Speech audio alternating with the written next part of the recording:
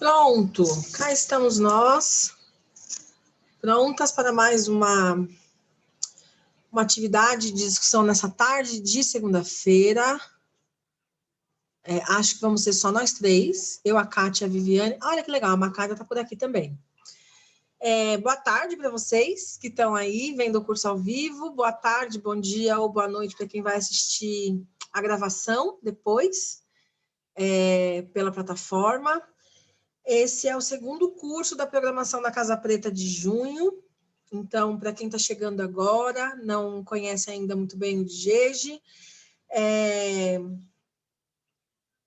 eu vou meio que explicar como é que a gente chegou aqui, até para poder explicar um pouco do Muniz Sodré. Eu sou a Jaque Conceição, sou fundadora do coletivo DGEG, e no DGEG a gente tem 4 plataformas de curso ao vivo e 2 plataformas de conteúdo que a gente chama de híbrido, porque, na verdade, o conteúdo está todo disponível lá e as pessoas acessam dentro da sua rotina e dentro do seu campo de interesse.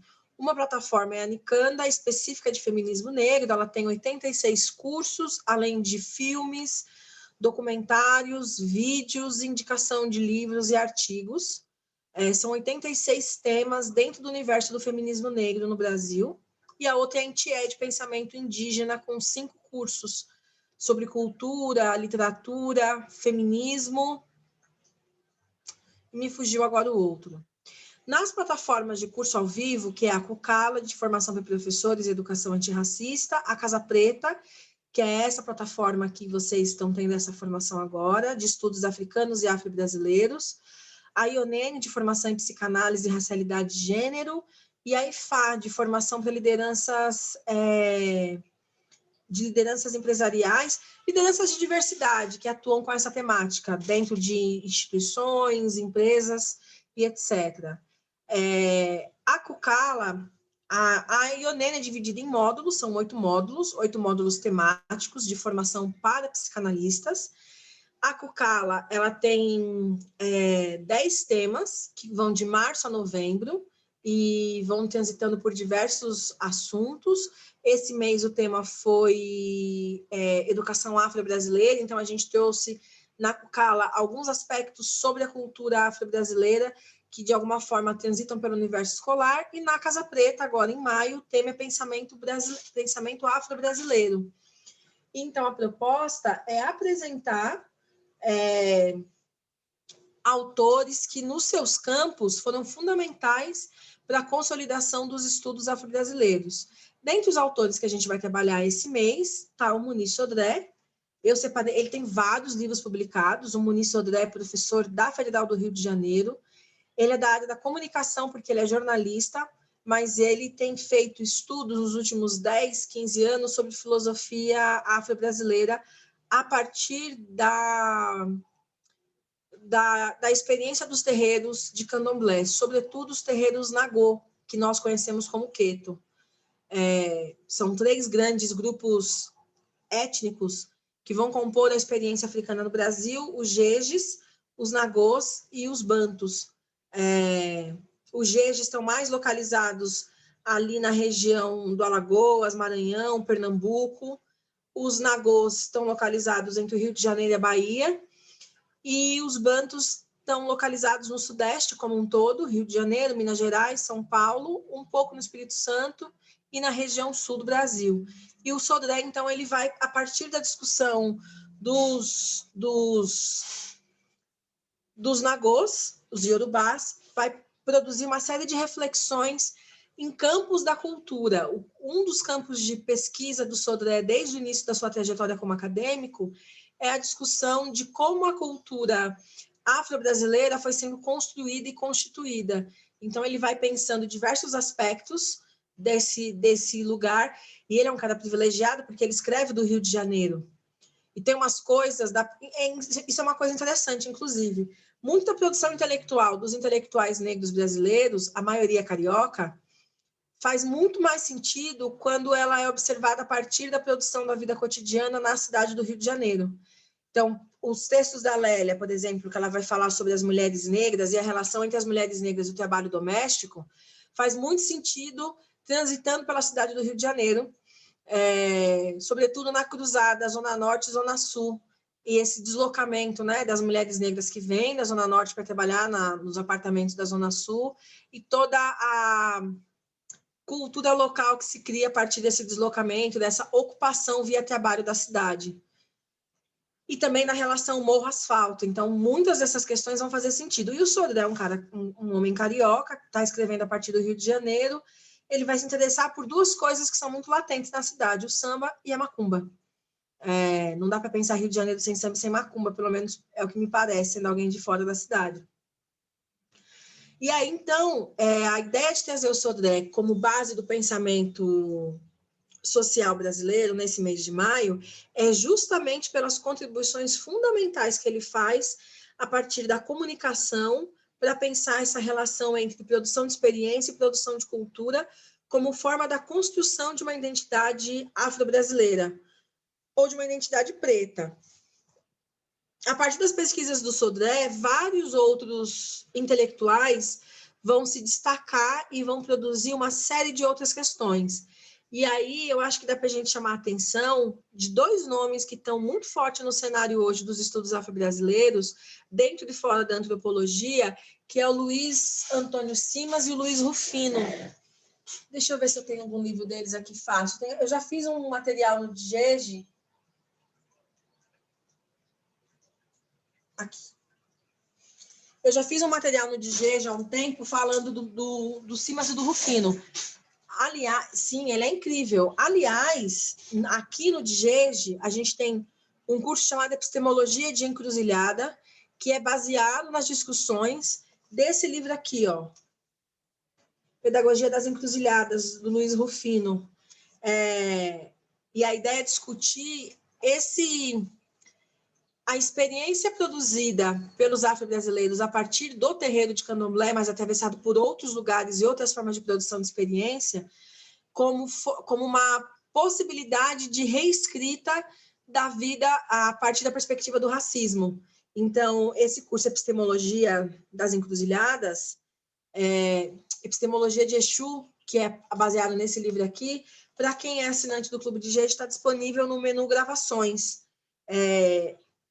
Esse tem vários cursos que são com a ideia de trabalhar, como eles têm chamado, tanto os Simas quanto o Rufino, de exunêutica, que é uma discussão que o Muniz Sodré começa nesse livro aqui, O Terreiro e a Cidade, que é um dos materiais que a gente vai usar hoje, e esses dois autores, mas tem vários outros autores que vão aprofundar isso, tem o Zeca Ligeiro, no campo da antropologia, nos estudos de performance. De alguma maneira, a Leda Maria Martins também vai fazer essa discussão no estudo de performances das práticas afro-religiosas. Também tem um curso disponível da Leda Maria Martins no menu Cursos Gravados, que a gente ofertou no ano passado, no especial Mulheres Negras. Então, de alguma forma, essas contribuições do Muniz Sodré vão aparecer nessa leva de autores a partir dos anos 2000, que retomam, então, para esse campo dos estudos afro-brasileiros. Eu acho interessante, antes de eu prosseguir nas questões do curso, a gente se apresentar. Nós estamos, acho que, em 4 pessoas, acho que super vale a pena a gente se apresentar. Quem começa?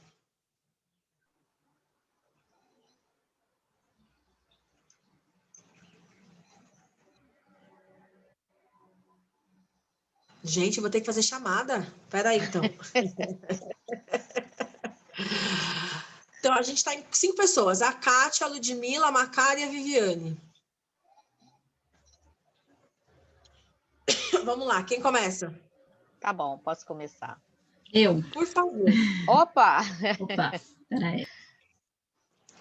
Pode ir, Kátia, pode. Tá. Então, eu sou psicóloga, né? E as questões de negritude, de raça, de gênero, é algo que eu estou assim iniciando, estou em iniciação, né, teórica, e daí que eu busquei essa plataforma, estou começando agora, estou ainda tentando entender que formato é esse, de tantas plataformas, com ofertas diferentes. Eu tenho um interesse já direcionado em relação a negritude e o feminino, a mulher.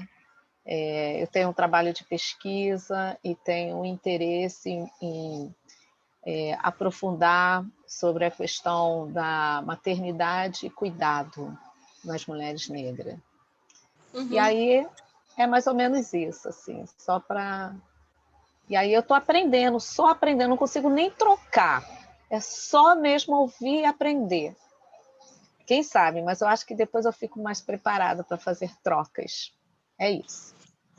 Mas eu vou te contar uma coisa que eu aprendi. Eu trabalho no DGEG desde 2014, que foi quando eu criei ele. E uma vez eu estava fazendo uma roda presencial.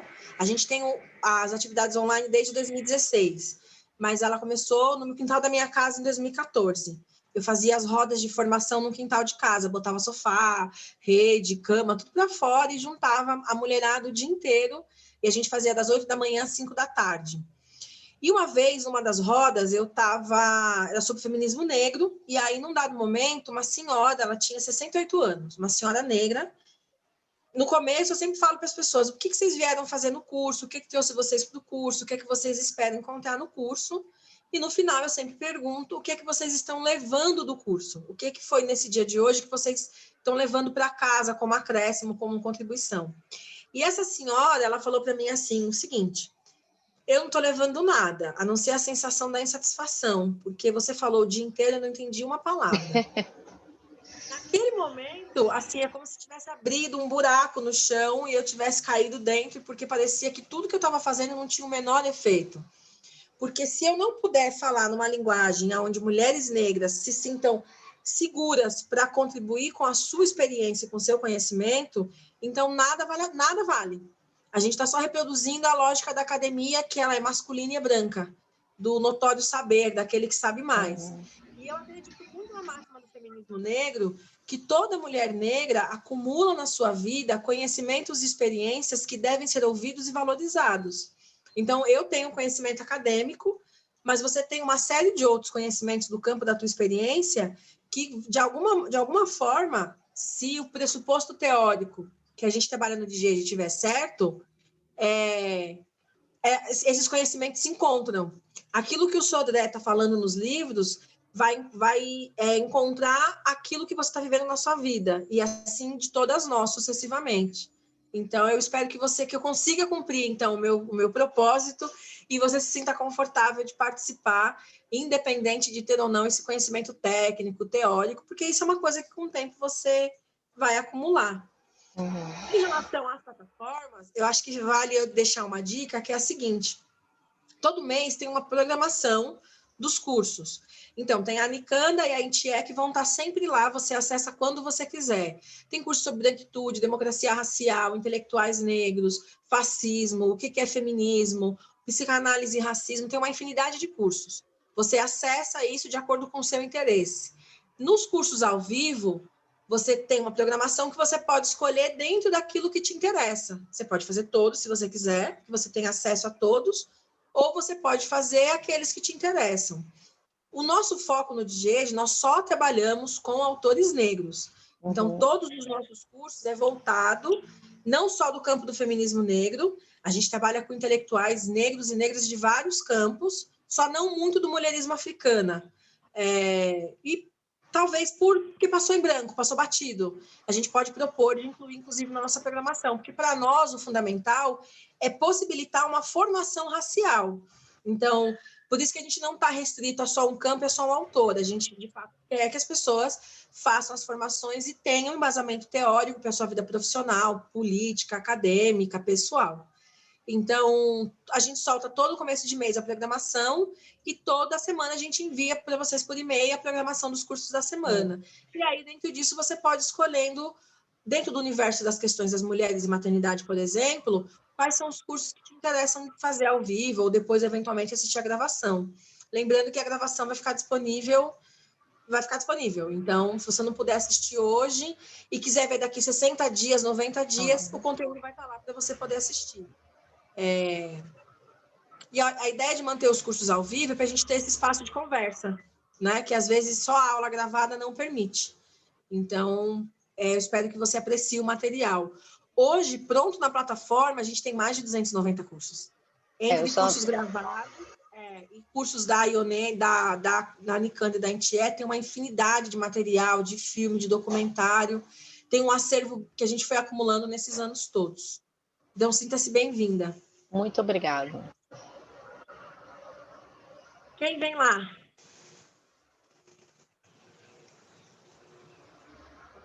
É a Macária? Isso. Sim. Oi, meu nome é Macária, eu sou aqui de Minas, Belo Horizonte, recém-formada em psicologia. Comecei os estudos sobre as questões raciais em 2016, 17, para construção do meu TCC. E de lá para cá, eu tenho tentado me aprofundar mais e mais. A plataforma, né? Principalmente que eu comecei no curso de psicanálise e racismo, ela tem me aberto uma outra possibilidade. Eu nunca achei que a psicanálise fosse capaz de fazer essa leitura, mas com o curso eu tenho aprendido que a psicanálise ela é capaz de ser empregada nas questões raciais e como que ela faz isso de uma maneira até bela, assim. Então, é isso, assim. Estou animada para poder acessar, né, os outros cursos que tem na plataforma e aprender cada vez mais, assim. Estou muito feliz de que exista essa plataforma, né? Eu acho que ela nos possibilita a pensar fora da caixa. Eu falo dessa caixa acadêmica, né? Ela nos mostra um outro universo, um universo que é acessível e que é nosso, assim, que não é Sim. a branquitude que está ditando como que tem que ser feito. Então, muito obrigada, Jaque, pelo digege. Eu também fico muito feliz de ouvir isso, assim, me enche de felicidade, a sensação de missão cumprida, ou pelo menos em cumprimento.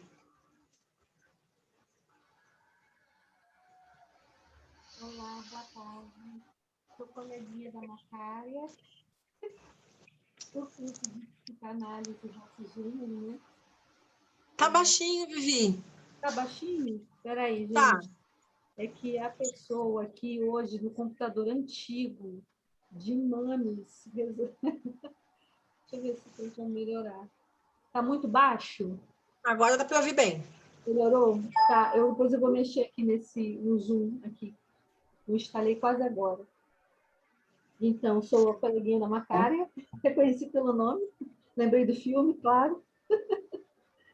E assim, estou quase virando figurinha carimbada dos cursos, fazendo home office, fazendo curso da Jaque, do Digege. Então, eu também eu não tinha percebido. O sotaque do Muniz Sodré tem hora que ele dá uma cantada do Vale do Paraíba, ali Rio de Janeiro, puxando ali Espírito Santo. Então, e como ele fala tanto da Bahia, eu pensava que ele era professor da Universidade Federal do Rio de Janeiro, como ele se apresenta em um dos vídeos, né? Eu só consegui ver os vídeos, não consegui fazer as leituras, mas eu pensava que ele não era carioca, eu não fui atrás da biografia, eu fui mais pelo meu ouvido, né? Sotaque, achei interessante. Então, eu também estou, acho que fazendo uma grande viagem. O meu Sankofa já foi pesado, o início foi bem pesado. Acho que agora ele está ficando com mais brilho, né? A gente começa a entender algumas coisas e assim, muitas das suas insatisfações, até mesmo que você levava para a terapia, elas ficaram sem sentido quando você encontra o sentido com esses debates, com as leituras, né? Você vai para a terapia com outras questões mais complexas e tal. Eu acho que isso é muito saudável. Para mim, pelo menos é. E, por outro lado, não só como mulher negra, eu estou me situando, né? Quando no livro dele do terreiro, na parte que ele fala lá do terreiro, e a cidade. Eu achei muito interessante quando ele faz certos comentários sobre esse espaço. E, para mim, me tocou muito, porque eu estou com uma mãe com Alzheimer, e o que eu percebo é essa questão do luto da memória, né? É uma briga. Eu pensei que fosse uma briga. Eu tenho que conviver com o luto, mas eu tenho trabalhado muito a questão da memória, nossa memória ancestral com a minha mãe. E o quanto que, desde esse momento que eu fiz essa virada de eu e minha irmã, né? Mas mais eu, porque eu estou fazendo home office com ela, o quanto que se tornou... Minha mãe está uma pessoa mais saudável em relacionamento. O Alzheimer, ele destroça a família, né? Você tem que... É um trabalho árduo da família. E aí, então, assim, hoje, para mim, aqui, depois do que eu vi dos vídeos do Muniz Sodré, eu tinha essa sede de conhecer o trabalho dele, mas, para mim, eu estou entrando nesse lugar, desse entendimento aí da preservação da memória e trazer essa saúde para a minha família, né? Eu percebo que como que foi uma virada extremamente importante. É isso, essa é a minha expectativa, que eu já vi mais um pouquinho. Não vou ficar até o final, porque eu estou atolada de coisas, mas eu vou ouvir o melhor que eu puder. Obrigada. Isso porque você não fez ainda do curso da Beatriz Nascimento. As questões que a Beatriz Nascimento traz sobre memória e Ori são profundamente emocionantes. Quando ela fala da forma como nós produzimos memória e como a memória atravessa o nosso corpo. E o quanto a memória alimenta nosso Ori e nosso vínculo ancestral com o continente africano. A Beatriz vai fazer parte da programação de julho no especial Mulheres Negras, mas tem curso dela na Nicand e também nos cursos gravados. Só que o curso gravado dela é com o professor Rodrigo, que é um mestre aqui de lá da UDESC, e talvez o curso Corpo, Território e Experiência também traga algumas questões para você pensar sobre isso que você trouxe agora. Ele também tem disponível na seção de cursos gravados. A Ludmila se apresentou pelo chat, porque ela disse que está em aula. Eu vou me apresentar por aqui. Eu sou professora, estou aprendendo, não tenho muita experiência sobre o movimento, leitura sobre feminismos negros. Bem-vinda, Ludmila. Espero que esteja bom o teu almoço. Eu também acabei de almoçar, como diz a minha avó, ainda agora. Tem uma coisa curiosa sobre o Muniz, que ele é de São Gonçalo. E ele, enfim, construiu toda uma carreira dentro do campo das questões de comunicação, e o vínculo que ele tem com a Bahia é porque ele foi professor da Federal da Bahia, né? Por um tempo. Isso é uma das coisas, esse vínculo, mas a gente vai entender o que eu quero trazer para vocês. Eu organizei a aula em 2 períodos, em dois grupos. No primeiro grupo, eu quero apresentar o campo de estudos afro-brasileiros no Brasil, para vocês conseguirem entender como se dá a constituição desse campo, que ele está centralmente dentro da antropologia, mas ele transita por diversos universos. Um dos meus desejos, por exemplo, nos Estados Unidos, tem muito forte os estudos afro-americanos. Então, toda universidade tem o seu centro de estudos afro-americanos. E aí as diversas áreas do conhecimento produzem pesquisas voltadas para a comunidade afro. Então, desde a neurociência até a antropologia, todas as áreas têm o seu centro de estudos afro-americanos. Aquele médico, o Carl Harter, acho que é assim que ele chama, Carl Hart, que é um médico negro que usa dread e tem dente de ouro. Não sei se vocês já viram ele. Ele é um neurocirurgião especializado no estudo do distúrbio do crack e de drogas similares ao crack. Inclusive, ele foi traficante na adolescência em Atlanta, e aí, através de programas de incentivo do governo, ele se tornou médico, e ele estuda o efeito do crack no desenvolvimento no funcionamento neurológico de pessoas, de comunidades, principalmente de comunidades negras. E ele tem várias discussões sobre a criminalização das drogas, ele defende a descriminalização, inclusive ele defende a legalização do uso do crack. O que é curioso, porque, por exemplo, em Portugal, existem centros de consumo assistido de drogas não recreativas. O que são drogas não recreativas? Cocaína, heroína, crack. São drogas que as pessoas consomem e elas têm um efeito que não é tão sociável como, por exemplo, o consumo da maconha ou do álcool.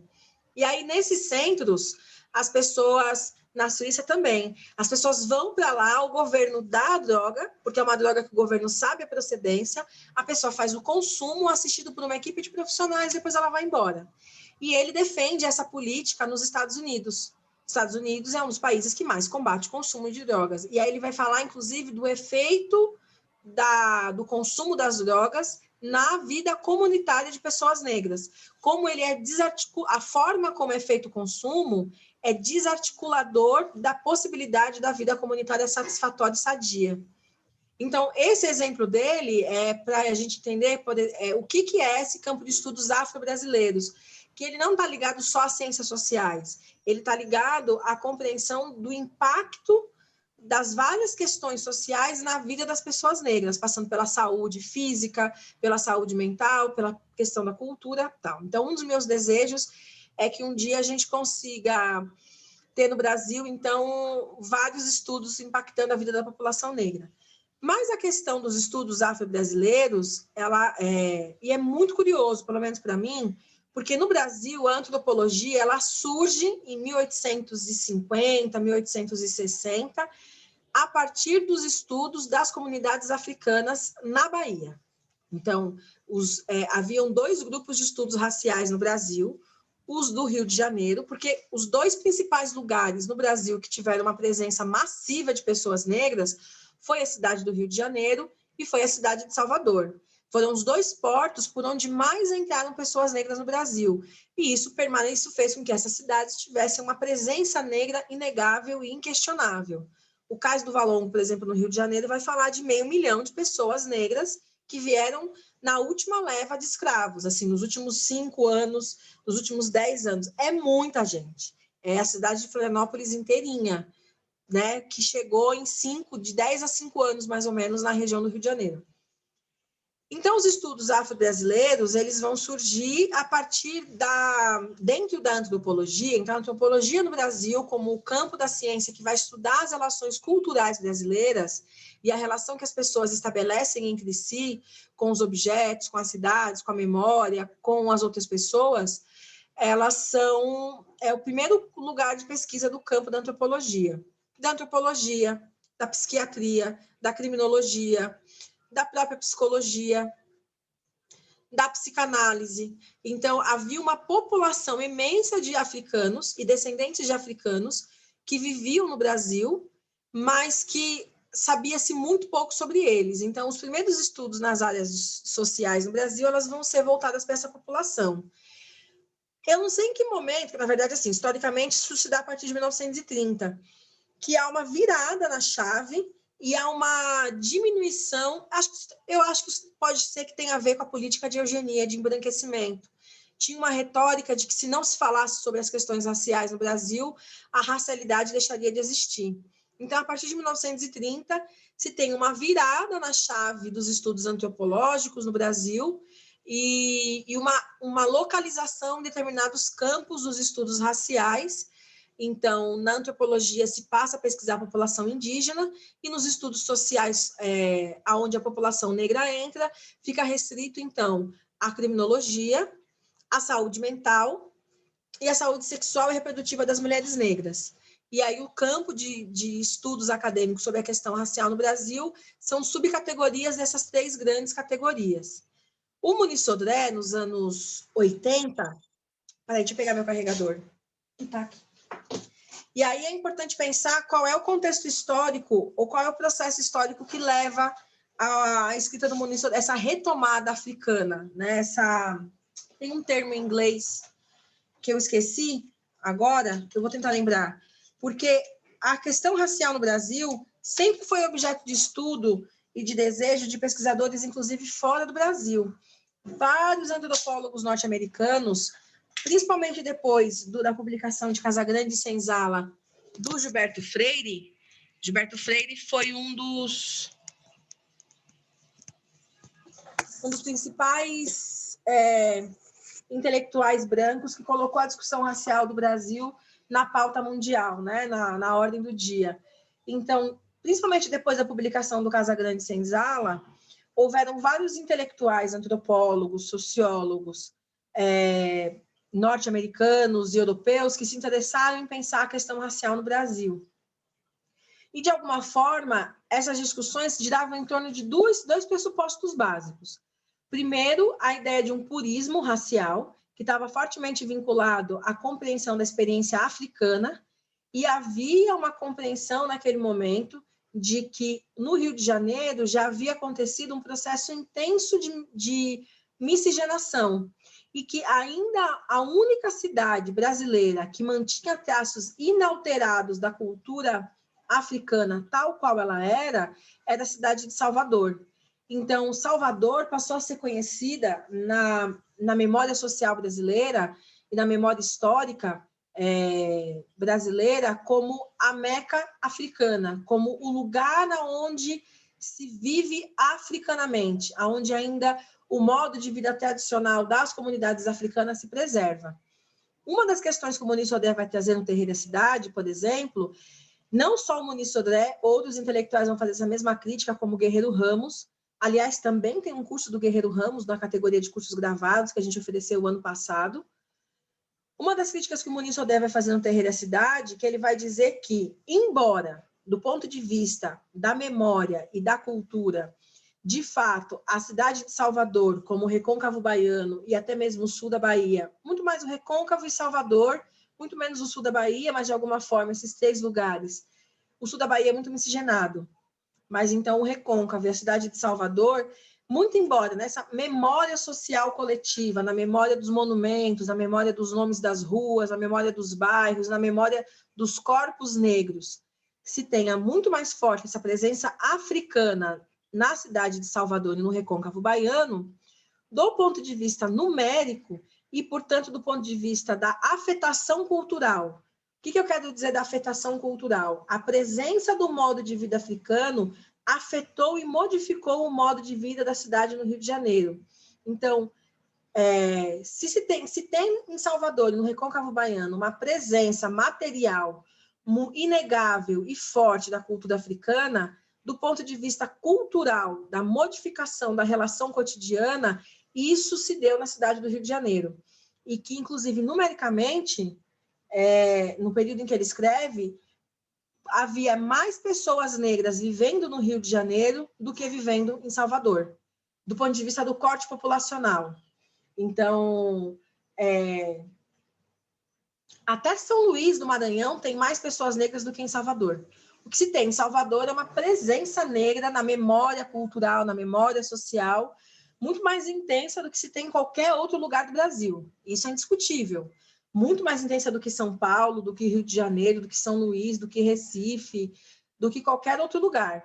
No entanto, do ponto de vista numérico, a presença é muito maior na cidade do Rio de Janeiro e, segundo o Muniz Sodré, no Terreiro e a Cidade, a afetação, a experiência das pessoas africanas modificou e criou na cidade do Rio de Janeiro, então, uma forma específica de produção de vida, que não se encontra em nenhum outro lugar do Brasil. Só se faz o que se faz, há cópias, né? Há reproduções, mas esse modo de vida tipicamente carioca está fortemente atrelado à presença africana. E isso é indiscutível na perspectiva do Sodré e isso é inegável. Até aqui, tranquilo? Alguma dúvida, pergunta, comentário? Eu queria ler, na hora que você falou o nome do neurocientista, eu até pesquisei aqui, eu me lembro, é ele que tem uns dreads gigantes, né, grandão, né, o Carl Hart, né?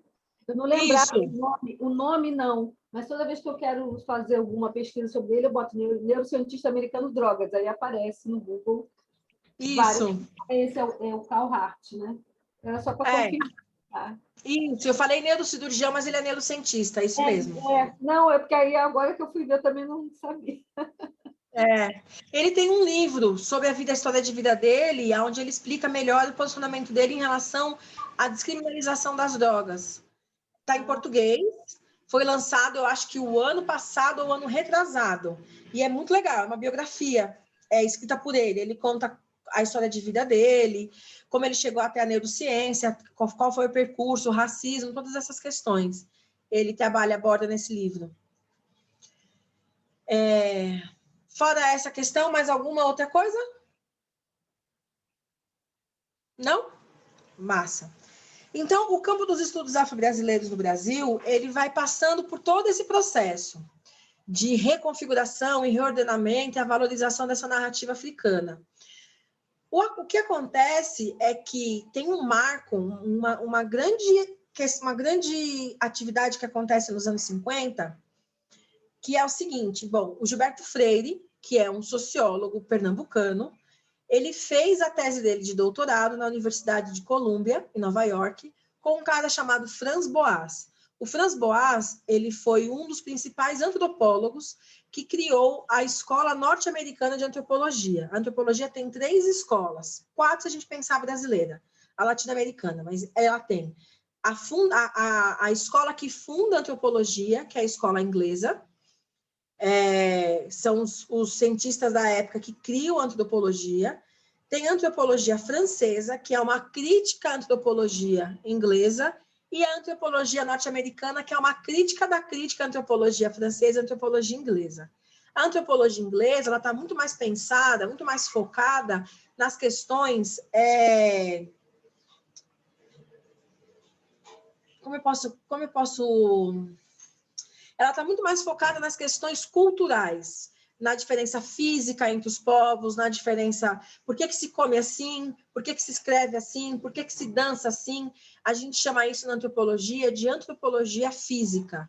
Ela está muito mais preocupada com as questões materiais da produção cultural, da produção da vida humana, do que, de fato, nas questões subjetivas, nas questões culturais. Então, o foco da antropologia inglesa é esse campo de pesquisa. A antropologia francesa ela está muito mais interessada em pensar a estrutura das sociedades primitivas. Ou seja, como é que funciona a divisão de poder, de Estado, de vínculo familiar nas sociedades que eles chamam de primitivas. Por sociedades primitivas, a gente pode entender as sociedades africanas, as sociedades da Oceania, Polinésia, Melanésia, e as sociedades indígenas na América Latina e na América do Norte, e na América Central, nas Américas como um todo. Então, são 2 formas de pensar a produção de vida humana, uma baseada na questão física material e a outra na questão estrutural. Então, a gente pode pensar que o Evans Pritchard, que é um antropólogo inglês que estudou sobre a magia entre os Azende, que é um povo do centro-oeste da África, é um representante dessa escola, e o Lévi-Strauss, o famoso Lévi-Strauss, é um representante da escola francesa. Há outros, mas a gente pode ficar com o Lévi-Strauss. A antropologia no Brasil foi fundada pelo Lévi-Strauss, ele foi o cara que falou, a partir de agora, o que se faz aqui é antropologia. Mas o Franz Boas, que é esse antropólogo norte-americano, formado pela Escola de Antropólogos Ingleses, ele vai dizer que a antropologia é a relação que acontece entre o físico e o estrutural, entre aquilo que materialmente a gente encontra na sociedade e a estrutura que a sociedade tem. O movimento que se dá entre essas 2 coisas é o que ele chama de antropologia cultural. E a antropologia cultural é o campo, então, que vai pensar as relações subjetivas, as relações culturais, que vai pensar performance, teatro, religião, que não está nem só no campo do físico, do material, e nem só no campo do estrutural. Nos anos 50, nos anos 30, tinha um debate no Brasil, muito intenso, sobre a identidade cultural no Brasil. Isso está fortemente ligado à semana... Bom, está ligado à primeira República, à construção de uma ideia de nação, depois da Semana de 22 em São Paulo, a Semana Moderna, essa retomada de uma identidade nacional que está nos estudos de folclore, que está no Macunaíma, está nas obras da Tarsila do Amaral, nos poemas, em todo esse processo cultural. Mas havia um debate intenso sobre, afinal de contas, qual era a nossa identidade, porque o Brasil sempre foi um país mestiço. O Gilberto Freire, então, fez a sua tese de doutorado dizendo que o Brasil era um país composto por 3 traços étnicos, o indígena, o europeu e o africano. E cada um desses traços tinha uma contribuição na dinâmica cultural brasileira, na construção dessa identidade. É daí que surge a ideia de democracia racial. Embora ele nunca tenha usado a expressão democracia racial, a ideia que ele defende no Casagrande Senzala, que é a tese dele de doutorado, que ele fez nos Estados Unidos com a orientação do Franz Boas, que é um estudo de antropologia, E aí ele vai falando sobre a dinâmica de funcionamento da sociedade brasileira e esse paradoxo da Casa Grande e da Senzala, que vai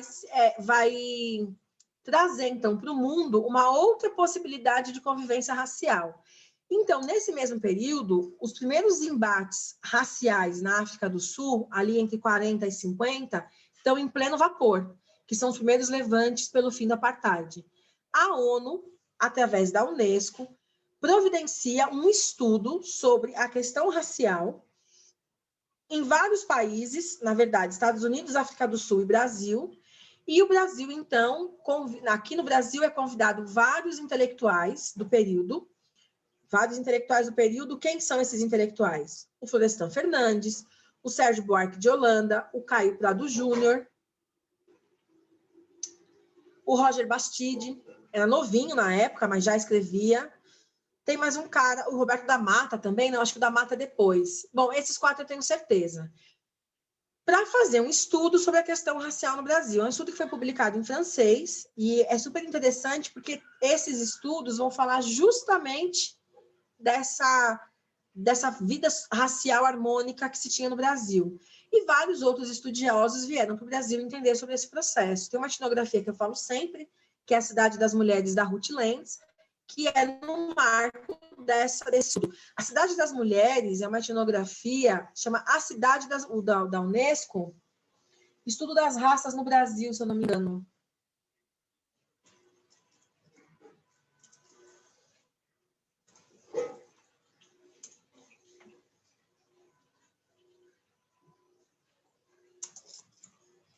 Deixa eu olhar aqui no Google.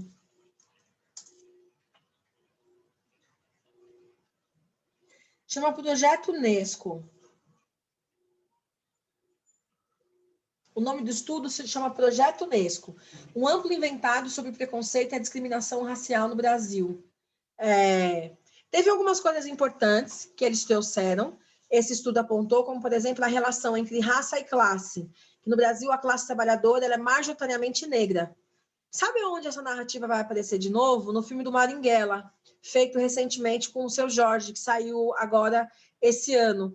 No filme do Marighella, muitas das discussões que o Marighella faz sobre a questão de classe no Brasil está fortemente atrelada à questão de raça. É o mesmo período histórico e político e científico, os anos 50, os anos 60 e os anos 70.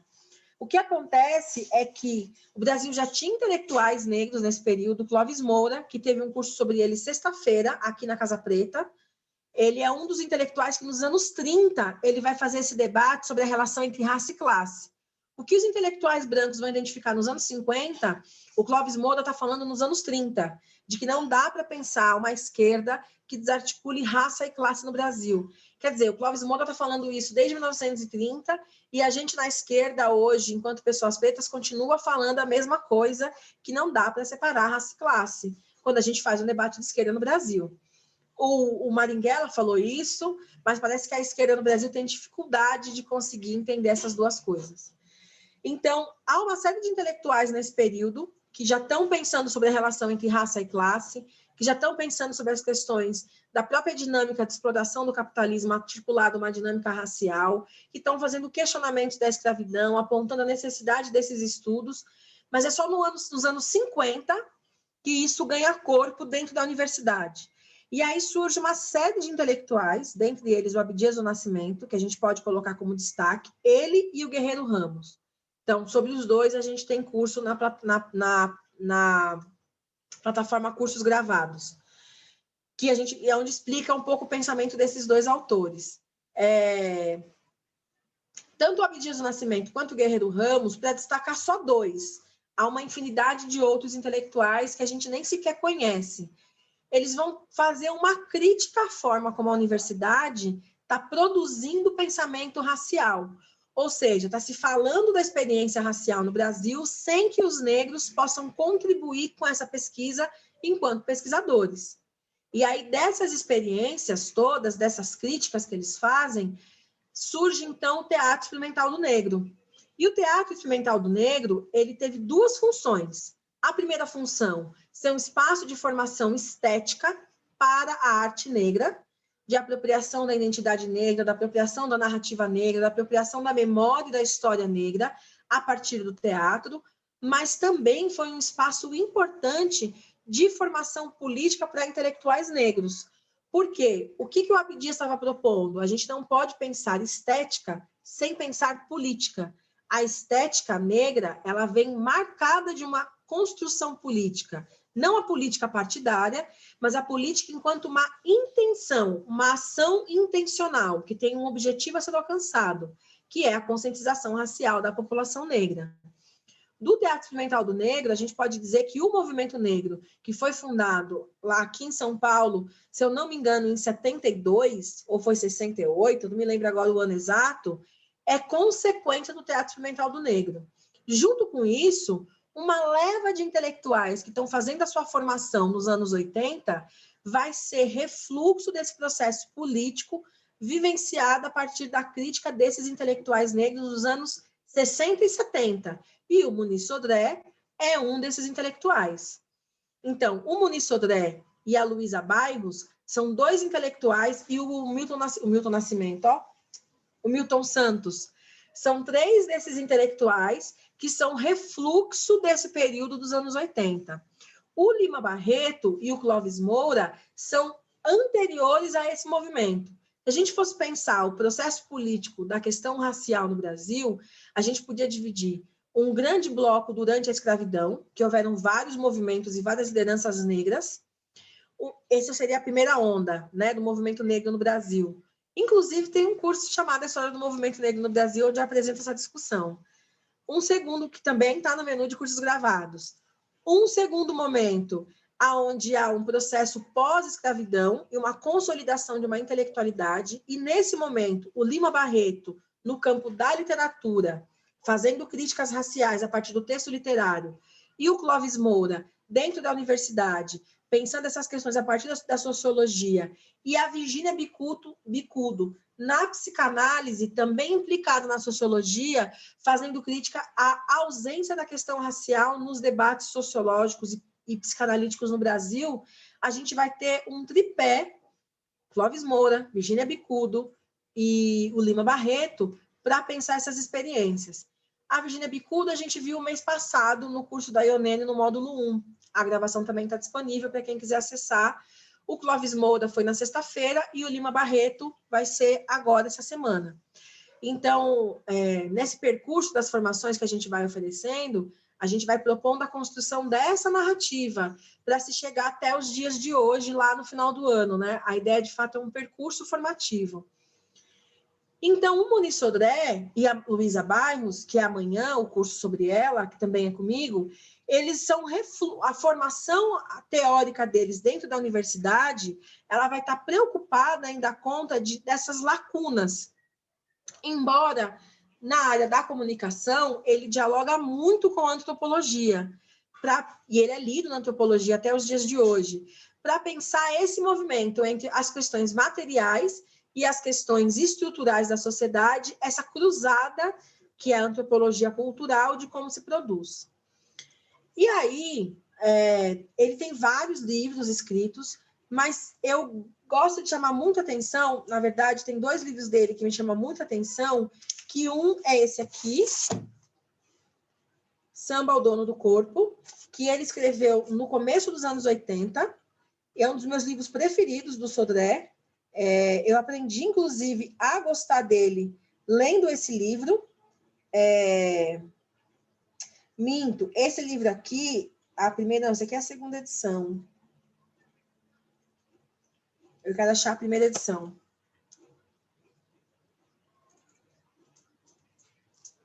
Olha que coisa maravilhosa, tem a internet do lado. Samba ao Dono do Corpo, primeira edição.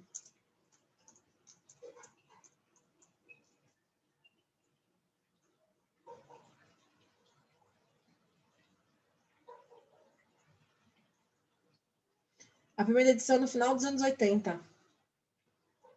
Olha, que interessante. Já achei um artigo para ler para a tese. Mas, enfim, voltando para cá. A primeira edição é do final dos anos 80. E aí, aqui nesse livro, Samba, o Dono do Corpo, ele está propondo uma reflexão sobre o samba. Não só enquanto estilo musical, não só enquanto estilo literário, do ponto de vista das letras, da composição, mas como esse lugar de fluxo entre a experiência material e a estrutura social do racismo, e o samba como condutor, o lugar onde a experiência corporal negra se inscreve. Quem está falando na mesma época de experiência corporal negra? Beatriz Nascimento. No mesmo período em que Sodré está falando sobre o samba como dono do corpo, e esse lugar do samba como um produtor de experiência corporal, e o corpo negro como um local de contar memórias e compartilhar conhecimento, a Beatriz Nascimento, fazendo estudos sobre comunidades quilombolas, sobre quilombos e os morros e as escolas de samba, está dizendo uma outra reflexão. O corpo negro, se na experiência ocidental, o corpo, a estrutura física, fisiológica, que nós chamamos de corpo, é um repositório da experiência. O que é um repositório da experiência? É o local onde a experiência é projetada e fixada, e ela passa a ser lida através dos gestos, da roupa, da estética. Isso é o corpo no Ocidente. Então, quando eu vejo uma mulher de cabelo black, quando eu vejo um homem de dread, quando eu vejo uma mulher de tailleur, esse enquadre me remete a outras possibilidades, que é o que eu tenho chamado na formação em psicanálise de enquadre simbólico. Qual é a simbologia que esses marcadores me remetem? Então, a Beatriz Nascimento está dizendo que o corpo é um repositório da experiência. Ele armazena em si a experiência. Isso no Ocidente. A Beatriz Nascimento vai dizer que no caso do corpo afroatlântico, né, o corpo que foi produzido a partir do deslocamento do continente africano através do Atlântico para as Américas, ele é um corpo que produz experiência. Ele não é só repositório, onde a experiência está posta, mas ele também produz e afeta a experiência. Quem vai falar também sobre isso é o Paul Gilroy, que é um intelectual norte-americano, inclusive tem um curso sobre ele gravado, que a gente ofereceu ano passado, no especial África. E olha só que legal, a gente está falando sobre experiência, corpo, cultura, antropologia, e eu só citei autor negro. Isso é para a gente calar a boca das pessoas que dizem que não dá para produzir teoria só com autores negros. Mas eu estou contando toda uma história, o lado black, né, o lado B da história dos estudos afro-brasileiros, só a partir da perspectiva de autores e autoras negros e negras. Isso é plenamente possível. A gente não precisa ler autores brancos para poder pensar sobre nós mesmos. A gente pode estabelecer, inclusive, processos de críticas teóricas à questão racial no Brasil a partir daquilo que os intelectuais negros estão escrevendo desde 1860, 1840. Então, na mesma época que o Sodré está falando disso no samba Dono do Corpo, a Beatriz Nascimento está fazendo essa mesma reflexão nos estudos dela sobre corpo, memória, transe e candomblé. Um segundo livro dele, que eu acho que é fundamental para entender a produção do pensamento dele, é O Terreiro da Cidade, a forma social negro-brasileira. Acho até, aqui é como se ele fizesse uma introdução do que ele está propondo nesse aqui. Aqui ele vai mais a fundo em pensar essa forma. Basicamente, a tese do livro é que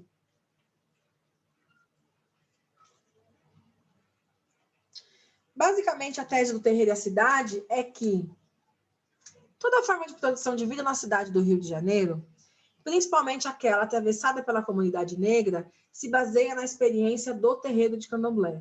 O terreiro de candomblé, na perspectiva do Sodré nesse livro, não é só um local de culto afro-religioso, é um local de produção de vida, e a vida produzida nos terreiros afeta a vida social, mesmo a vida social das pessoas brancas. É como se, na perspectiva dele, não fosse possível pensar uma experiência social na cidade do Rio de Janeiro sem que se pense terreiro. É quase como que se não tivesse... O Rio de Janeiro é o que é, porque o Rio de Janeiro nasceu de um terreiro de candomblé.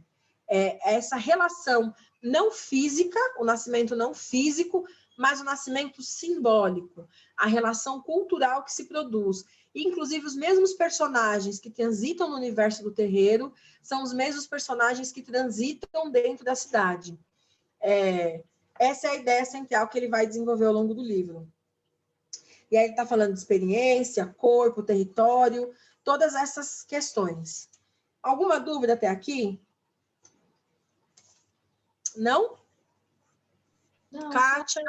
só surpreendente, né? De você for fazendo essa parte de educação, de formação, né? Na verdade, uma formação da cultura, do nosso pensar, da nossa educação. E aí você entrou no Luiz Sodré, mas a quantidade de especialistas que você trouxe, eu já tinha sacado. Falei, gente, é uma biblioteca de pensadores. Sim. Atravessando, né? Eu aqui pensando assim, nossa, lembra um filme tal, lembra um pedacinho de não sei o quê. É muita coisa, né? Muito interessante. A gente não tem, e até o Muniz Sodré fala isso no vídeo dele sobre educação, uma espécie de uma reescritura, né? Que ele fala, uma reescritura da educação, que a gente não tem essa consciência do quanto de saber que a gente não só dentro da academia, ou não só dentro, mas assim, com essa relação acadêmica, mas fora da academia, nossa produção de saber é absurdamente grande, né? A gente não tem, a gente não é educado como, não só como povo não, como pessoas não negras, mas principalmente a gente como negro não tem ideia, né? Do manancial, do nosso poder, não tem. Isso porque aqui eu só trouxe as referências acadêmicas. Se a gente for pensar na infinidade de experiências que as pessoas negras produzem todos os dias das suas vidas, sem que isso passe pelo lugar da academia, e a quantidade de conhecimento que é compartilhado nas favelas, nos presídios, porque tem um valor moral do que é vida, tem um valor moral daquilo que é tido como vida e daquilo que é valorizado, que é o modelo burguês de socialização e de vida. A família nuclear, papai, mamãe e filhinho, a própria estrutura da sociedade burguesa dividida em classe, patrão e empregado, esse ideal da cultura burguesa que a gente almeja, da viagem 2 vezes por ano, do carro de marca, do jantar fora. Outro dia uma paciente falou para mim uma coisa que eu achei fantástico. Ela falou assim, ela está num processo de consolidação da identidade dela enquanto uma mulher negra, e ela estava elaborando no divã críticas ao modelo de racialidade das mulheres negras que é vendido nas redes sociais. E ela falou assim, uma coisa que me cansa muito é o esvaziamento desse lugar de ser negro. Então, as pessoas gostam de dizer, as mulheres negras gostam de dizer que são mulheres negras empoderadas, com a sua taça de vinho na mão e o seu roupão branco com uma toalha branca na cabeça. Ela falou, porra, que saco. Isso é a novela da Globo das 8 com a mulher branca que brigou com o marido e foi relaxar tomando vinho. Ela falou para mim, isso é muito mais imposição de um estereótipo de felicidade que está muito mais dentro da branquitude do que, de fato, a experiência das mulheres negras. Então, tudo isso que eu trouxe aqui foi só pensando os marcos teóricos da academia. Quando a gente vai para a vida cotidiana, que não é essa vida performática da academia, da teoria, a infinidade de coisas que as mulheres negras fazem, pensando nas mulheres negras especificamente, como forma de preservação da vida, de manutenção da vida, de valorização da vida, é infinito. Assim, é incalculável. Como é que mulheres negras, vamos usar o exemplo, por exemplo, da cidade do Rio de Janeiro, que enterram todos os dias seus filhos, se mantêm vivas, produzindo vida? Há alguma tecnologia social afetiva produzida naquelas comunidades que permite que a vida se mantenha? As comunidades cariocas são celeiros de criatividade. Isso é vida vivida, isso é experiência cotidiana que não está na teoria, mas que acontece. Então, quando eu olho para as mulheres do bairro onde eu cresci, para minha avó, como é que a minha avó criou 5 filhos sendo doméstica? Algum tipo de saber, de tecnologia, alguma coisa muito específica na trajetória da minha avó que possibilitou que ela conseguisse produzir vida. Não é vida performática, vida de palanque, vida de teoria, é vida vivida, que tem uma espécie de saber e de conhecimento impregnado naquilo que tem que ser ouvido e considerado. Para mim, a parte fantástica do pensamento do Sodré, o que eu mais gosto nele é a capacidade que ele tem de pegar a vida vivida e transformar a vida vivida em teoria. Então, olhando para o samba, para aquilo que é o samba, para a banalidade do samba, né, para a coisa corriqueira que é o samba, ele consegue pensar todo um processo de produção de corpo e de experiência, de cultura e de teoria social que pessoas negras produziram, produzem e continuam produzindo ao longo de suas vidas. No terreiro da cidade, a mesma coisa. Olhando para um lugar tão comum como os terreiros de candomblé, ele consegue acenar formas intencionais de afetamento da vida social no Rio de Janeiro, a partir dos terreiros de candomblé, esse fluxo de uma coisa que sai de um lugar e vai para o outro. Quer ver um exemplo prático de onde essa coisa se reinscreve? Por mais que as igrejas evangélicas tenham ocupado de forma massiva as comunidades negras cariocas, muito da prática corporal, aquilo que na antropologia a gente chama de índice gestual. Índice gestual são gestos que o corpo faz e que contam coisas. Então, o gesto de amarrar um turbante na cabeça conta de uma habilidade racial que é, por exemplo, para mim que sou de terreiro, botar um pano na cabeça é a coisa que eu mais faço na vida. Então, a minha familiaridade com esse gesto fala de um lugar específico que eu transito e que me ensina alguma coisa. Eu não sei se para vocês isso fica claro, essa ideia do índice gestual, mas são gestos que o corpo faz e que conta coisas. E que fala de coisas. Você está numa roda de samba, começa a tocar uma música de Jexá, tá todo mundo lá com o bracinho, né? Isso é indicialidade gestual. O corpo está contando coisas. Ele está falando de uma representação simbólica da música com o movimento, que é o movimento que o Oxum faz. Então, há diversos índices gestuais que a gente pode observar e que eles ajudam a entender. Então, no caso das igrejas evangélicas, mesmo sendo uma prática religiosa eurocêntrica, que é o cristianismo, a presença africana dentro das igrejas evangélicas se mantém viva através da gestualidade, disso que na antropologia a gente chama de índice gestual. Por exemplo, o que é a cura com as mãos que não o gesto da benzedeira? Porque a cura com as mãos, né, é esse movimento, que é o gesto que as benzedeiras faziam com a folha. Então, você modifica a forma da representação ou daquilo que na antropologia a gente chama de performance, que é o contar, o fazer coisas com o corpo, mas a compreensão do gesto, ela se mantém inalterada, porque o índice gestual fala de algo que é sincero ao corpo. O que é sincero nesse sentido? É algo que está imanente ao corpo, que está vinculado ao corpo, que não se separa do corpo, que esteja sujeito aonde estiver, aquele gesto vai ser produzido e reproduzido, porque a construção daquele gesto faz parte da construção da subjetividade daquele sujeito, e isso não se separa. Então, o que o Sodré está propondo é que olhar para a experiência racial é mais do que performance. Turbante, colar, fio de conta, é o que o corpo negro faz, independente de onde ele esteja, e o quanto isso é fundamental para entender a construção de uma cultura negra. O que então ele está chamando de cultura negra? Além dos elementos estéticos, performáticos, que contam coisas da primeira vista, o cabelo black, o turbante, o fio de conta, a presença na roda de samba, a presença no terreiro de candomblé, é o quanto dessas coisas estão presentes na vida cotidiana.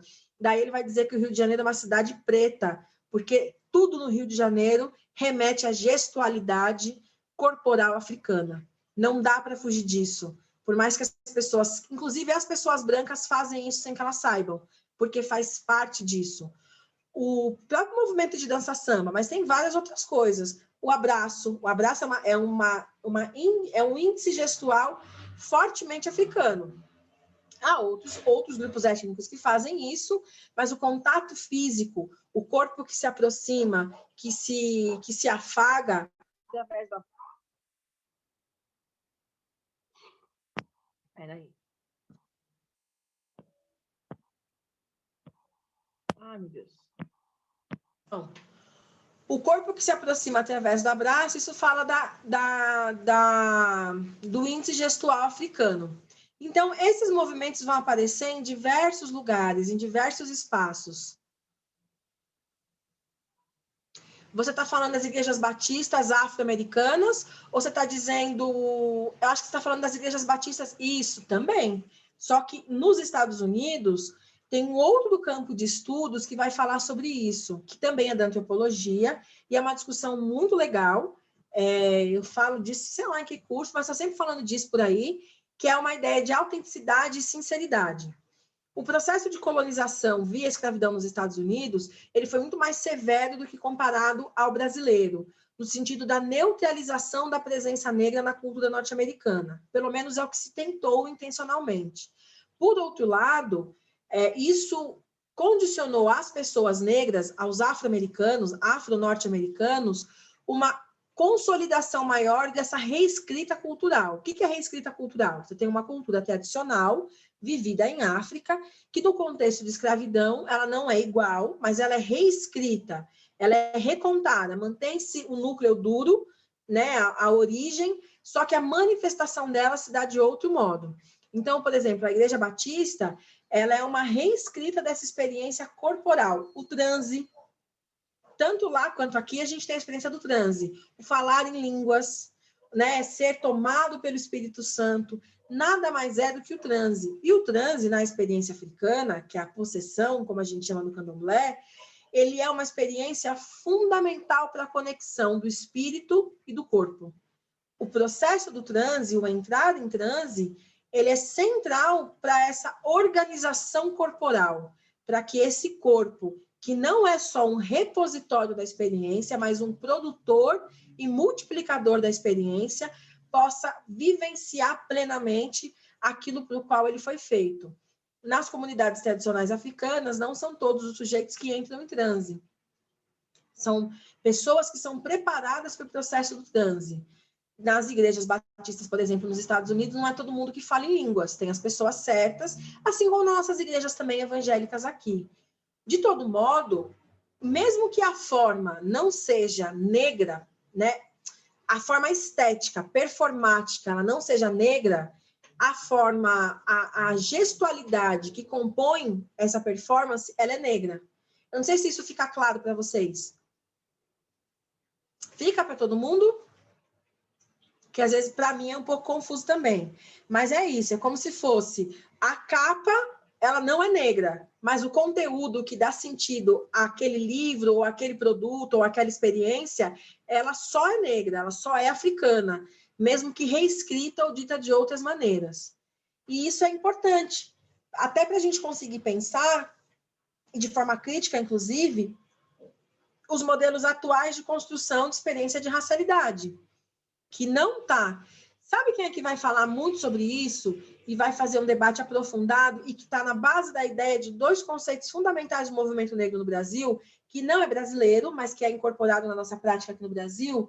O Steve Biko. O Steve Biko foi um líder da luta contra o apartheid na África do Sul, ele é contemporâneo do Nelson Mandela, e ele, em algum momento eles rompem, o Nelson Mandela vai para um caminho, o Steve Biko vai para um caminho mais radical, então que é assassinado pela polícia da África do Sul, e ele cria, então, dois conceitos importantes.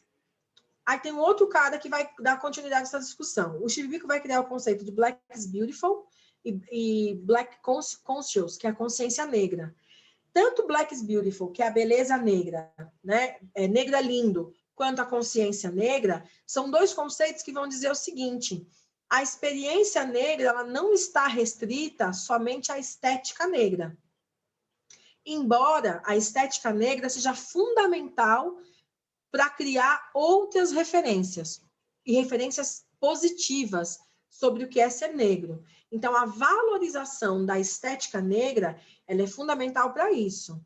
E aí ele está dizendo do cabelo black, das roupas tribais, né, das roupas tradicionais, do uso da língua banto, porque a estética não é só aparência, nem só arte. A estética é tudo aquilo que a gente produz no âmbito da cultura e que tem uma finalidade performática. A performance é sempre a experiência de contar alguma coisa, compartilhar alguma coisa a partir de uma representação, de uma representação, é a melhor palavra.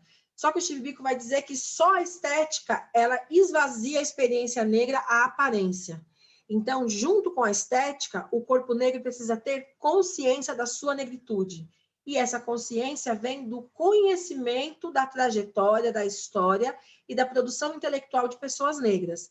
Essa é a ideia de consciência negra. Mais para frente, isso nos anos 40, nos anos 50 e 60, no auge da luta pela libertação nos países do norte da África, um outro cara chamado Aimé Césaire, que foi um senegalês, ele foi presidente, se não me engano, do Senegal. A gente tem um curso sobre ele,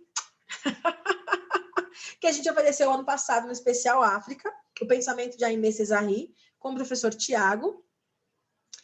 E a ideia do Aimé Césaire é a noção de negritude. Negritude é mais do que a valorização da estética negra. Negritude é o reconhecimento da presença negra na forma de produção de vida, no caso do Senegal, mas dos corpos africanos em diáspora. É um processo de identificação coletiva, que não está restrito só à ideia da estética, o cabelo afro, por exemplo, mas principalmente num posicionamento político, frente às questões raciais que perpassam o continente africano. Essa discussão de negritude está no banco das discussões do que é pan-africanismo, de como ele se articula, que a gente também tem um curso sobre isso na Nicanda, e acho que deve ter um gravado, porque a gente fez na sessão que é em setembro, o que é pan-africanismo, se não me engano, com a professora Juliana. E vocês verem como a gente está empenhado em levar essa discussão, em possibilitar uma formação teórica a partir do lugar dos intelectuais negros. Todas essas discussões, elas são contemporâneas ao Muniz Sodré, no período em que ele escreve esses livros. E o que ele se ocupa de fazer, que para mim é fundamental na produção dos intelectuais negros brasileiros, negros e negras, é trazer isso para a experiência brasileira. Ok, como é que eu pego todas essas discussões que estão rolando no mundo, na comunidade internacional de acadêmicos, que estão focados em estudos afro-americanos, estudos africanos, e eu consigo traduzir isso para a experiência brasileira. E a contribuição que o Sodré vai trazer, então, é essa. A presença a presença africana na cultura brasileira, que se manifesta na própria forma de organização da vida social brasileira e da ocupação dos lugares onde os corpos negros transitam e produzem coisas e fazem coisas. Somada a essa discussão que a Beatriz Nascimento faz de que o corpo negro, ele não é só um repositório da experiência racial. O corpo negro, mesmo um corpo negro com uma consciência alienada, mesmo um corpo negro evangélico, ele ainda é um corpo negro que está produzindo formas próprias de experiência. Isso porque no continente africano é assim que se produz experiência. E por mais que a gente esteja atravessado pela colonização, se a gente conseguir ativar na nossa Ori, ou, como se diz na minha nação Banto, se a gente conseguir ativar na nossa Ionene essa memória através do transe, a gente consegue ativar ou recuperar esse lugar autônomo e emancipado. E como é que a gente ativa isso através do transe? Ou através do transe religioso e espiritual, ou através daquilo que os ancestrais bantus vão chamar, que é a aprendizagem, o compartilhamento do conhecimento. Então, as rodas que a gente faz de feminismo negro no DGEG, que são esses cursos que a gente chama de rodas de feminismo negro internamente, mas são os cursos que vocês fazem, elas têm por finalidade ativar esse transe. O que é o transe, a possessão no candomblé? O transe é um processo de... Primeiro que o corpo que entra em transe, ele é sistematicamente preparado para aquilo. Há uma série de gestualidades performáticas que preparam o corpo material e o corpo mental para o processo do transe. Então, quem já teve a oportunidade de frequentar um terreiro, se lembra, viu que é tudo muito organizado. Então, há uma série de processos na festa pública, nas festas que acontecem publicamente, que é tudo muito organizado. Esses processos todos, eles falam sobre essa preparação externa para que internamente o corpo entenda o momento do transe.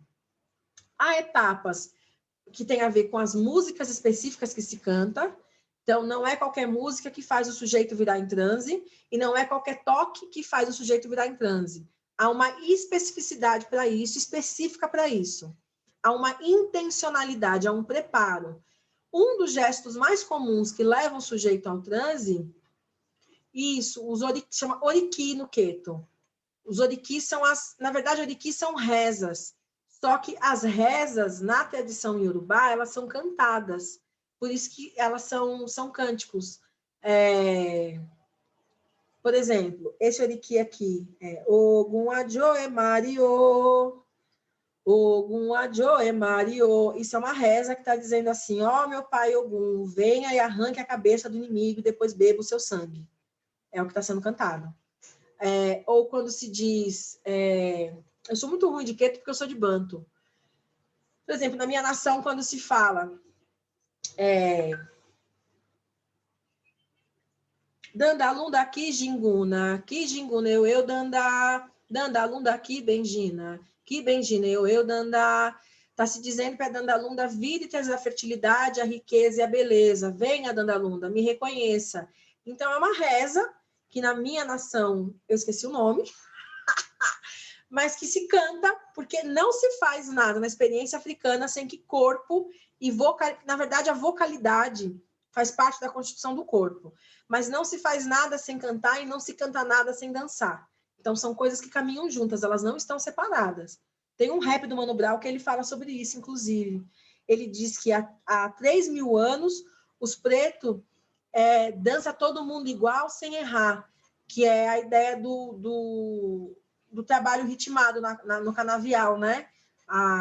O maculelê, que é uma dança típica brasileira, afro-brasileira, que é aquela com os pauzinhos, ela simula o gesto do corte da cana na dança, né?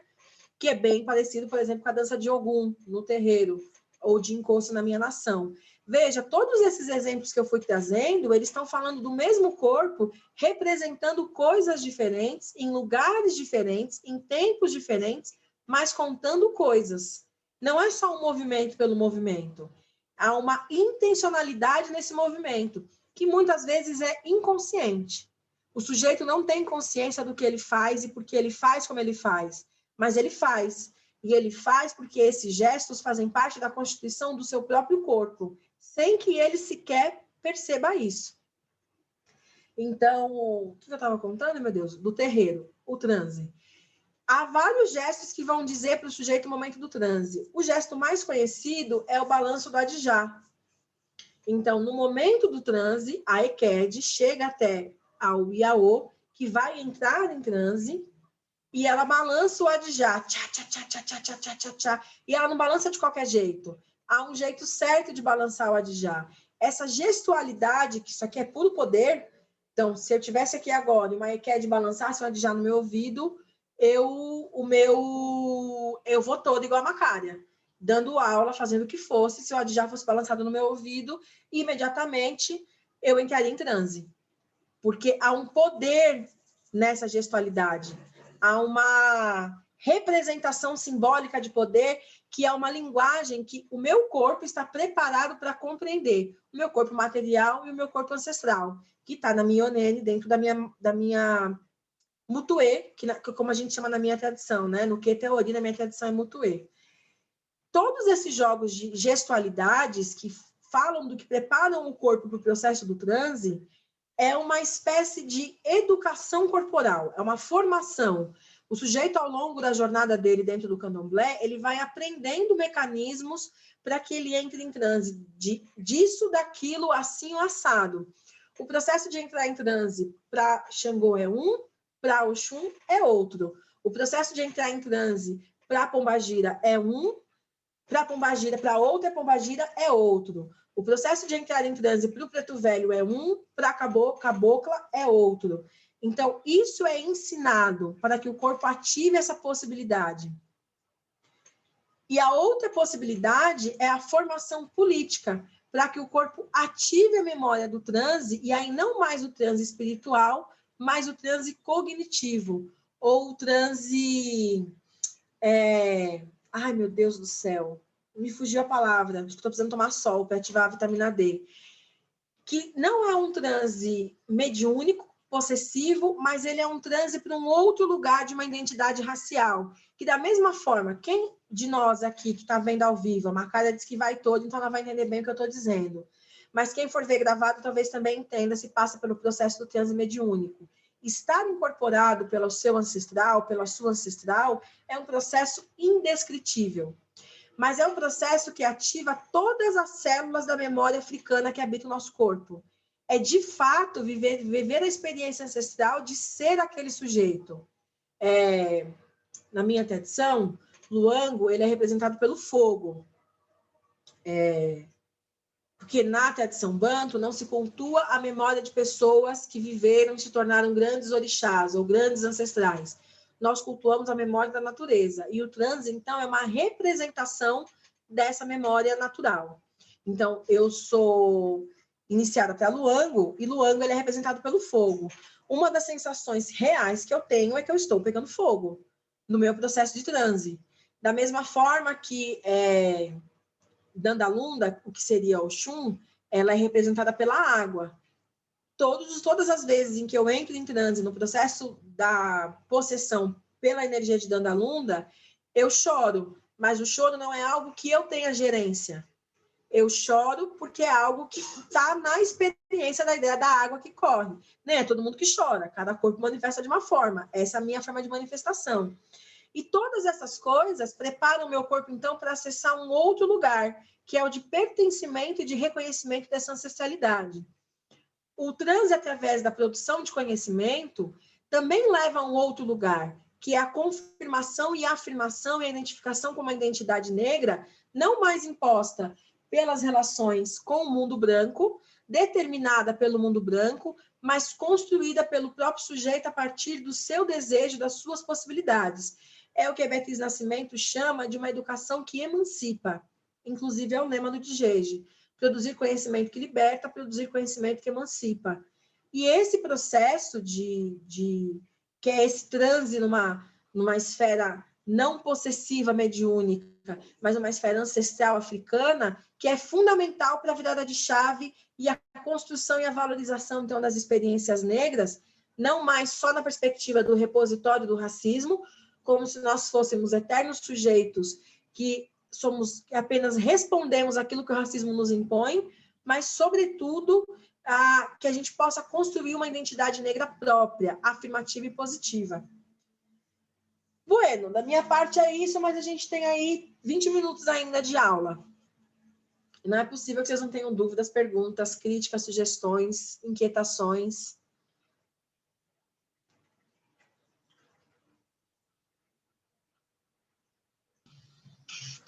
Eu fiquei pensando já nessa questão que você trouxe, né, do saber, né, de como o saber é repassado, assim. E aí eu me lembro que em 2013 eu fiz esse processo, assim, de saber de onde vim e entender as minhas raízes e ver, e até mesmo entender o que a minha família tinha para poder me passar, né? O meu pai, ele é do Maranhão, e é engraçado que lá no Maranhão tem uma presença, assim, muito forte portuguesa ainda, que é marcada na arquitetura da cidade e na forma como as coisas se organizam na cidade. E aí eu tive um encontro, assim, com a minha ancestralidade em relação à minha avó, assim. E como que isso é perpassado e como que isso foi passado de Maria para Maria, né? Todas as minhas tias, todas são Marias. E aí, Maria da Glória, Maria, por aí. Uhum. E como que isso marca, né? Isso, ter ido de encontro a essa minha ancestralidade, ela tem um marco decisivo na minha vida. E faz com que automaticamente eu me volte para os meus ancestrais, né?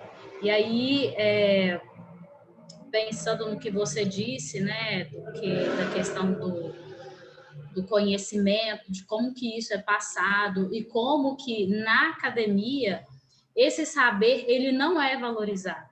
O saber que é valorizado é aquele que pode ser medido, é aquele que pode ser provado, é o saber mais do mesmo, né? Que é imposto pela branquitude, né? Que é o que a gente recebe a vida inteira. E quando eu já até contei isso, mas foi na outro curso, eu apresentei um trabalho sobre saúde da população negra, e dentro desse trabalho eu enfatizava da importância de valorizar o saber que é passado assim de família para família, né? É perpassado dentro da família, que é a questão dos chás, que muitas das vezes quando uma pessoa chega com uma criança doente no posto de saúde e que esse saber é desvalorizado, né? E como que se houvesse uma conciliação ali, seria mais fácil tanto para o médico, tanto para a pessoa, para ela não se sentir que aquele saber que ela tem, ele é desvalorizado. E eu fiquei pensando na fala da Beatriz Nascimento, né, que ela vai falar que o corpo é um repositório da experiência, mas também é produtor da experiência, né? E o quanto o nosso corpo ele é determinante, né? E ele que orienta, pelo menos na minha experiência, ele que determina e me orienta enquanto pessoa, né? Eu não tinha ainda parado para pensar o quanto que eu tenho marcas no corpo que diz da minha experiência, diz da minha vivência, né? E o que foi ou o que é produzido a partir disso. Uhum. Fiquei ainda muito pensando e ainda estou muito reflexiva em relação a isso que você traz. Uma coisa muito interessante no que você disse, que é o seguinte, o racismo, ele tem eu gosto muito de antropologia, de etnologia indígena, porque apesar de ser uma área que não tem nada a ver com o que eu trabalho na antropologia, é uma área que os antropólogos estão muito menos preocupados em manter uma estrutura. Eles se permitem a sair da caixinha, né? Os estudos afro-brasileiros ainda têm uma necessidade de validação do mundo branco e é o privilégio de ser uma pessoa branca falando sobre questão indígena, então você não deve satisfação para ninguém, nem para os indígenas. Mas tem uma coisa que é o seguinte, que tem uma pesquisa de uma professora da UFSC, onde eu faço doutorado, que ela discute sobre o que ela chama de duplo etéreo. Duplo etéreo é a possibilidade do corpo indígena ser o que é e ser o que não é. Então, o genocídio indígena e o racismo contra os indígenas inscreve o corpo indígena como um corpo passível de morte. Isso é o que ele é, no olhar da sociedade ocidental. Mas, ao mesmo tempo, por ser um corpo passível de morte, ele é um corpo que pode ser qualquer coisa, porque ele não precisa e ele não está atrelado necessariamente à vida terrena. Então, um corpo que é um corpo que ocupa duplamente esses dois lugares, o da vida e da morte ao mesmo tempo, é um corpo vivo que produz coisas, mas que pode morrer a qualquer momento. Então, já é um corpo morto por princípio. Não sei se eu consigo me fazer entender. Por princípio, na experiência ocidental, o corpo indígena pode ser morto a qualquer momento. Então, é como se ele já fosse um corpo morto por experiência. Ele não tem um valor social, ele é um corpo morto. Ao mesmo tempo, ele é um corpo vivo, porque ele faz coisas. Ele produz coisas, ele defende a terra, ele planta o milho, ele cuida da criança, ele faz a pesca, ele vai na discussão política em Brasília. Ela chama isso de duplo etéreo, que na verdade é um conceito indígena, porque os próprios indígenas entendem que estar vivo e morto é exatamente a mesma coisa. Depende da perspectiva. Para os espíritos que vivem do outro lado, nós estamos mortos, porque estamos presos à matéria e limitados pela matéria. E vivos são eles. Para nós que estamos desse lado, vivos somos nós e mortos são eles. Então, essa ideia de duplo etéreo é um conceito que os indígenas já articulam e ela trouxe para essa discussão. E por que eu estou dizendo isso? Eu estou trazendo isso porque a gente está falando sobre a experiência racial, a partir do lugar do corpo.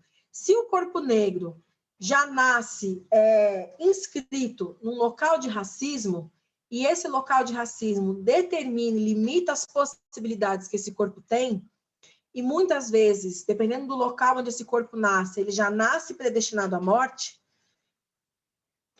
jovens negros já nascem predestinados à morte, né? Isso infelizmente, é histórico no Brasil. Por outro lado, a possibilidade ou a não vida possibilita um outro tipo de vida. E esse outro tipo de vida, que na perspectiva da Beatriz Nascimento, é ressignificado sistematicamente. É o que o Muniz Sodré está dizendo. Ele diz assim, mesmo que não exista corpo negro dentro de um determinado território, aquilo que anima o corpo negro enquanto um corpo ancestral está presente, vivo e atuante na sociedade. Mesmo que o racismo extermine a presença negra dos lugares, das práticas, dos espaços sociais, a essência do que é a presença negra vai se manter presente de forma indiscutível. E como é que a gente verifica isso? Através das marcas e dos gestos que os corpos produzem, independente do corpo. E isso é muito interessante, porque leva a discussão sobre identidade racial para um outro lugar. No Brasil, a gente articula a construção da identidade racial pelo fenótipo, o tom da pele, o nariz, a testa, o tipo do corpo. O que o Muniz Sodré está propondo é que pensar a construção de corpo negro não é só uma questão de fenótipo, é uma questão de experiência produzida por esse corpo. Experiência essa que é afetada pela cultura, ele está chamando de cultura Nagô, né? Que ele está falando dos terreiros de Queto, que está fortemente presente. Pular 7 ondinhas, comer ervilha na virada do ano. Assim, isso é o mais basicão que todo mundo sabe. A nossa própria religiosidade, nós somos muito religiosos. Isso é um traço também da cultura africana. O nosso gosto pela música, pela dança, pelo esporte. Todas essas coisas são atravessamentos e são práticas do terreiro de candomblé. Então, o terreiro ele tem uma função religiosa, de cuidado ancestral, da religiosidade, da ori, da energia, mas ele também tem uma função política, social e histórica, de manutenção, de preservação e de proposição dessa identidade negra, que está na cultura brasileira. Não sei se fica claro para vocês isso.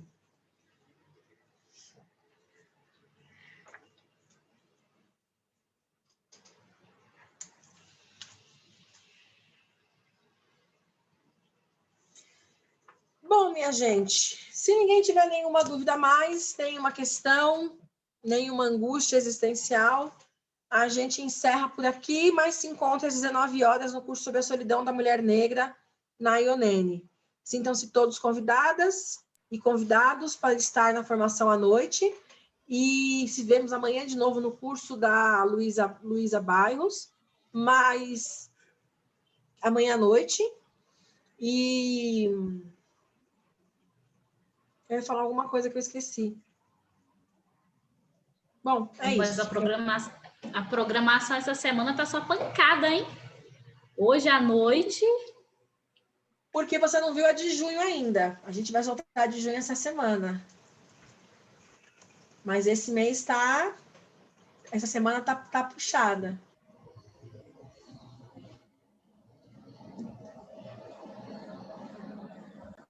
O mês que vem a gente vai falar, como o mês LGBT, a gente vai focar na produção disso. Então, a gente vai trazer as questões que estão sendo discutidas pelos movimentos negros dentro da questão LGBT.